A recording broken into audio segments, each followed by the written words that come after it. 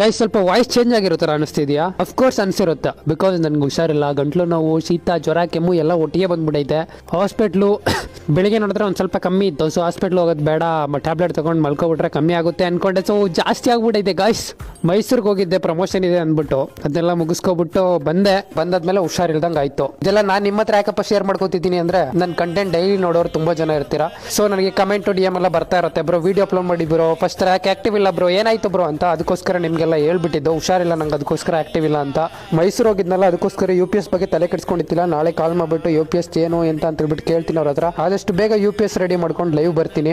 ಸ್ವಲ್ಪ ವೆಯ್ಟ್ ಮಾಡಿ, ನನಗೂ ಹುಷಾರಿಲ್ಲ, ನಾಳೆಯಿಂದ ವಿಡಿಯೋ ಹಾಕ್ತೀನ ಇಲ್ವೋ ಅಂತ ಅನ್ಸ್ಬಿಟ್ಟೈತೆ. ಇನ್ನೊಂದು ವಿಷಯ ಏನಪ್ಪಾ ಅಂದ್ರೆ, ನಾನೊಬ್ಬ ಕ್ರಿಯೇಟರ್ ಆಗ್ಬಿಟ್ಟು ಬೆಳಿಬೇಕು ಅನ್ಕೊಂಡಿದೀನಿ. ಇದ್ರ ಮಧ್ಯೆ ತುಂಬಾ ಪ್ರಾಬ್ಲಮ್ಸ್ ಬರ್ತದೆ.